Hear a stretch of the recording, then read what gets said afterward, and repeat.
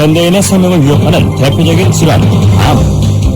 현대의학의 3대 암치료법은 외과적 수술과 항암 대비 방사선 치료.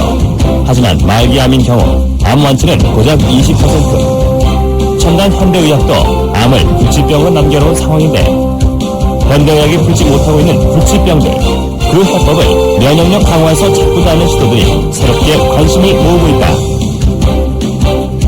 이런 가운데 산학연 협동의 면역 연구 개발은 경쟁력 있는 조치를 연이어 내놓고 있는데 과감한 투자와 지속적인 연구로 부작용 없는 면역 치료에 도전하는 우리 의료계의 변화.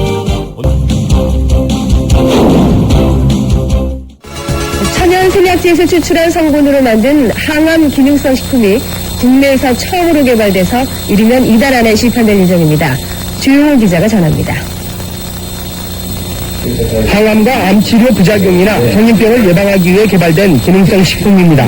해모힘과 헤마토모로 이름 지어진 이들 식품은 생체 손상을 막고 동활과 면역 증진, 생체 조직의 재생을 촉진하는 기능을 발휘합니다.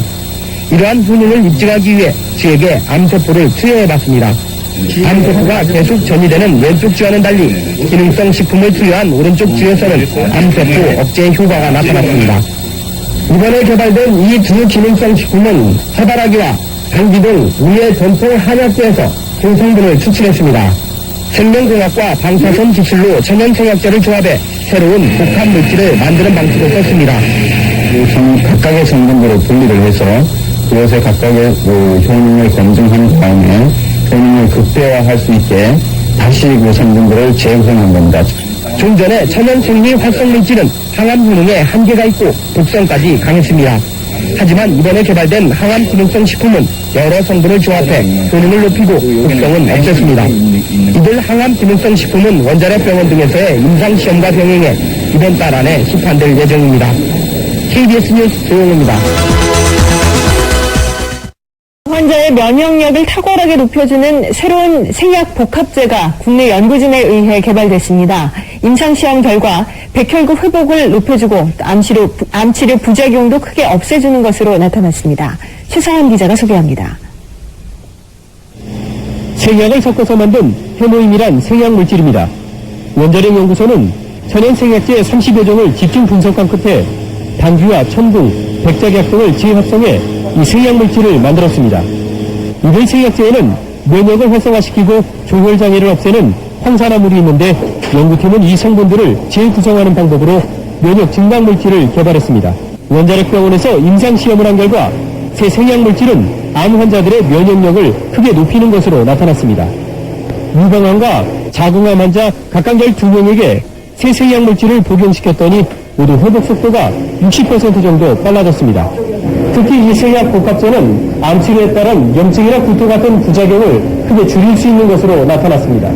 암 환자들은 치료를 받으면서 기력이 떨어져 문제가 됐지만 생약 복합제를 복용한 환자의 80%가량이 기력 회복에 큰 도움이 됐다고 답했습니다.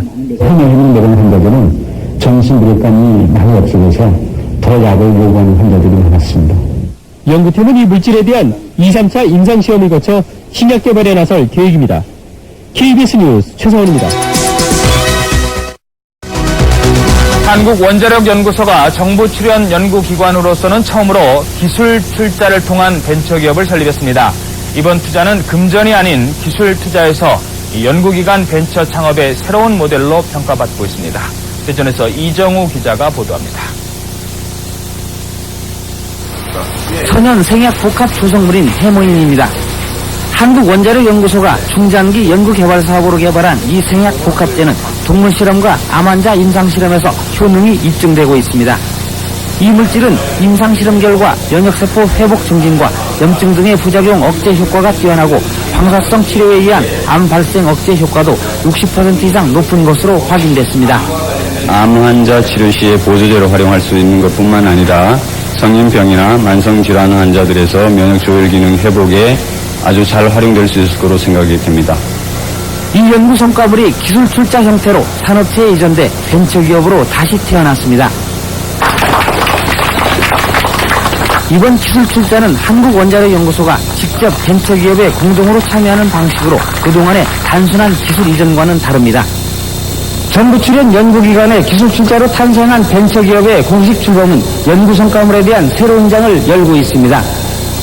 정부 지원만을 받는 연구소에서 탈피해 연구 성과물의 상용화, 산업화를 통해 경쟁력을 강화하고 이익금을 환수해 연구기반 확충에도 도움을 줄 수 있다는 설명입니다. 연구자들이 또 용기를 가지고 더 좋은 연구 성과 내고 성과가 나오는 대로 민간에 이렇게 기술을 넘겨줘서 민간이 또 새로운 기업을 자꾸 창출하는 그런 아마 좋은 전기를 마련했다고 이렇게 봅니다. 기술투자 벤처기업은 금전 등 실물 자산이 아닌 특허와 실용신안 등 기술 투자로 이루어지기 때문에 연구기관 벤처 창업의 새로운 모델로 평가받고 있습니다. YTN 이종우입니다.